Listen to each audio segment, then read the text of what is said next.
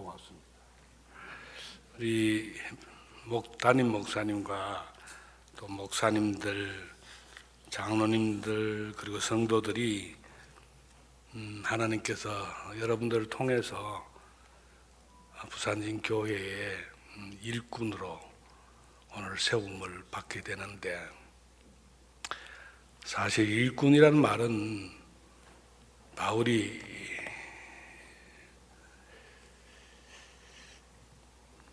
일꾼에게 삭을 주라 할 때 그때 일꾼이라는 단어를 사용했고, 일반적으로는 직분이라고 이야기합니다.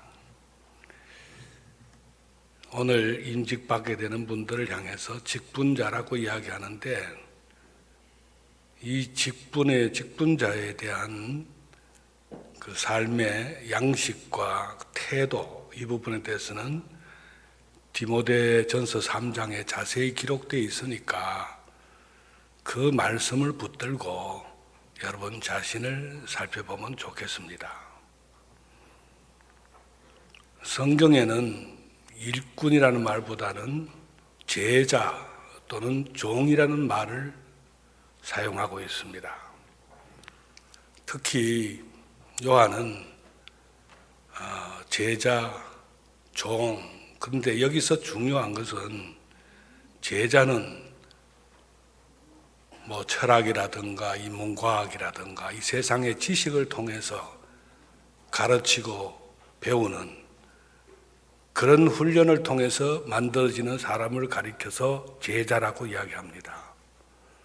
종은 하나님의 성령을 통해서 친히 하나님께서 계시로 양육하는 사람들을 말하고 있습니다. 나는 오늘 직분을 맡게 되는 분들이 이 세상에 어떤 무슨 신학이나 성경 공부나 또는 무슨 여러 가지 철학, 여러 가지 종류의 좋은 지식을 가지고 여러분들을 훈련하는 것보다는 여러분이 하나님께서 친히 여러분들을 성령께서 양육시켜 주시기를 간절히 바랍니다. 그래야 참으로 주님의 종이 되는 겁니다. 오늘 읽은 말씀에는 예수님을 가리켜서 충성된 증인이라고 이야기합니다. 예수 그리스도를 충성된 증인, 즉 하나님의 충성된 증인이라고 이야기하면서 요한이 이야기하는 이 증인이라는 단어에는 너무나 놀라운 의미가 담겨 있습니다. 무엇에 대한 증언을 할 것이냐?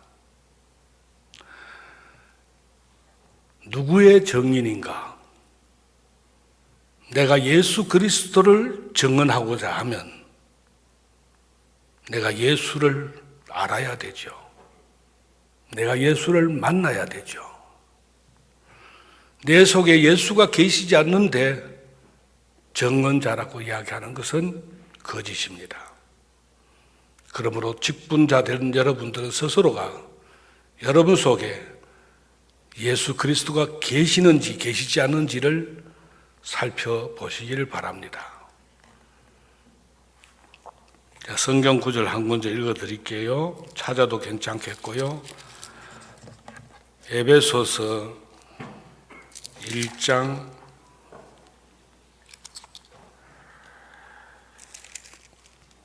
13절부터 19절까지 3절 봅니다. 이것은 사도 바울이 성도들을 위하여 간구한 내용입니다. 우리 주 예수 그리스도의 하나님 영광의 아버지께서 지혜와 계시의 영을 너희에게 주사 하나님을 알게 하시고 너희 마음의 눈을 밝히사 그의 부르심의 소망이 무엇이며 성도 안에서 그 기업의 영광의 풍성함이 무엇이며 그의 위력으로, 힘의 위력으로 역사하심을 따라 믿는 우리에게 베푸신 능력에 지극히 크심이 어떠한 것을 너희로 알게 하시기를 구하노라. 그 아래 2장 14절부터 봅니다. 여기도 바울이 기도합니다. 이러므로 내가 하늘과 땅에 있는 각 족속에게 이름을 주신 아버지 앞에 무릎을 꿇고 비노니 그의 영광의 풍성함을 따라 그의 성령으로 말미암아 너희 속 사람을 능력으로 강건하게 하시오며 믿음으로 말미암아 그리스도께서 너희 마음에 계시게 하시옵고 너희가 사랑 가운데서 뿌리가 박히고 터가 굳어져서 능히 모든 성도와 함께 지식에 넘치는 그리스도의 사랑을 알고 그 너비와 길이와 높이와 깊이가 어떠함을 깨달아 하나님의 모든 충만하신 것으로 너희에게 충만하게 하시기를 구하노라. 아멘. 저는 바울의 기도, 이것이 오늘 성도가 된 여러분들을 향한 저의 기도이기도 합니다. 제가 마지막으로 설교할 때 여러분들을 하나님의 은혜에 부탁한다고 고별 설교를 한 적이 있습니다.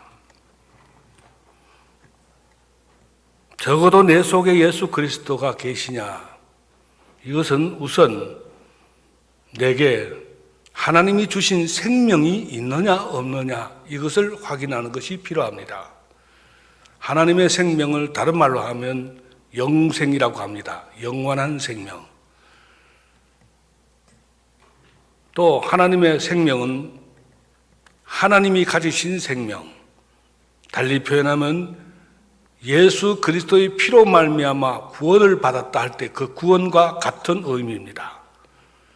적어도 그리스도로 인하여 구원을 받은 성도라면, 그가 하나님이 부르신 성도라면 그 속에 하나님의 생명이 있습니다.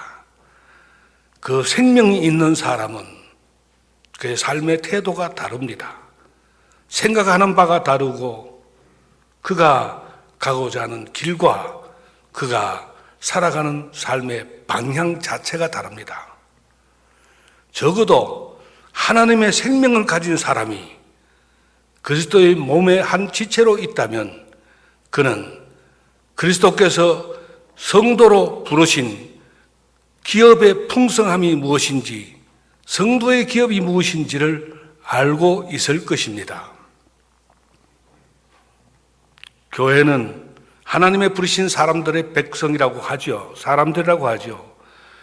그러면 교회는 보통 우리가 알기로는 교회 그러면 예배 드리는 곳으로 알고 있습니다. 예배한다라는 뜻은 하나님을 섬긴다, 예배한다는 뜻입니다. 그러면 하나님을 예배한다 할 때 그 예배는 주일날 와서 설교 듣고 헌금하고 기도하고 하는 이런 어떤 프로그램을 이야기하는 것이 아니라 바로 여러분 스스로 여러분 가운데 계시는 성령을 통하여 하나님을 향하여 감사와 찬양을 올려드리는 것을 예배라 하는데, 이것이 구체적으로 어떻게 나타나느냐, 하나님이 왜 우리를 교회로 불러 모아 주셨느냐, 그것은 바로 서로가 서로를 섬기라고 불러주신 것입니다. 직분자라고 할 때 가장 중요한 것은 사람을 섬기는 것입니다. 사람을 섬기는 것이 곧 하나님을 예배하는 것이요, 그가 해야 할 충성된 정인이 되는 것입니다. 만약 그 속에 하나님이 계시지 않고 생명이 없으면 사람을 섬길 수가 없습니다. 형식적으로 겉으로 아무리 그럴듯하다 할지라도 그 속에 생명이 없는 한 진실로 주님께서 우리를 섬기듯이 섬길 수 없습니다. 인자가 온 것은 섬김을 받으러 온 것이 아니라 섬기러 왔다 그랬습니다. 바로 예배가 섬기는 것입니다. 나는 직분자 여러분들이 성령께서 여러분의 심령에 주시는 능력으로 말미암아 참으로 여기에 모인 사람들을 섬길 수 있기를 바랍니다. 교회는 사랑하는 곳입니다. 그리스도의 사랑이 무엇인지를 보여주는 곳이 바로 교회입니다. 교회는 무슨 거대한 사업을 하거나 무슨 구제사업, 선교사업, 교육, 이 세상에 어떤 그럴듯한 어떤 사역을 위해서 존재하는 것이 아니라 교회는 바로 그리스도의 사랑이 이곳에 녹아 있는지 없는지를 섬김을 통해서 보여주는 것입니다. 그것이 교회입니다. 그렇지 않다면 교회는 교회라 할 수 없습니다. 교회에서 이런저런 잡음이 나는 이유도 그 속에 하나님의 생명이 없기 때문입니다. 하나님의 생명이 있는 사람은 결코 그리스도의 몸을 해할 수가 없습니다. 그것은 그리스도의 사람이 아닙니다. 오히려 그리스도를 다시 한번 십자가에 못 박는 일과 같습니다. 나는 이번 직분자들이 성령께서 여러분들에게 계시하셔서 하나님의 사랑으로 하여금 이곳에 모인 사람들이 모두 다 그리스도의 사랑을 충분히 느낄 수 있도록 서로가 서로에게 사랑하는 역사가 일어나기를 간절히 바랍니다. 우리의 몸은 성전입니다. 바울이 그런 말했습니다. 너의 몸은 성전이다. 성전이 뭡니까? 성전은 하나님의 보좌가 있는 곳입니다. 내 육체가 성전이란 말이 아닙니다. 내 마음에 하나님의 보좌가 있는 사람들, 그것이 바로 성전을 가진 사람입니다. 이 성전은 그냥 가져워지는 것이 아니라 하나님의 말씀을 통해서 이루어집니다. 여러분이 하나님의 말씀을 떠나서는 아무것도 할 수 없습니다. 하나님의 말씀을 떠나서 하는 그 모든 것들은 다 하나님과 상관이 없습니다. 사람의 자랑, 사람이 드러내려고 하는 자기 업적에 지나지 않습니다. 교회가 수십만 명이 모여도, 수만 명이 모여도 하나님의 말씀이 그 안에 선포되어지지 않고 복음이 정언되지 않는다면 그것은 교회라 할 수 없습니다. 사람의 교훈, 사람이 가르치는 그 어떤 윤리와 도덕도 교회에는 필요하지 않습니다. 하나님의 복음, 진리는 이 세상의 모든 윤리와 도덕을 다 합쳐도 정말 먼지만도 못한 것입니다. 우리는 다 죄인입니다. 하나님께서 죄인된 우리를 당신의 피로 값주고 사셨습니다. 그래서 우리가 할 수 있는 것은 감사와 찬송과 하나님을 향하여 영광을 올리는 것밖에 없습니다.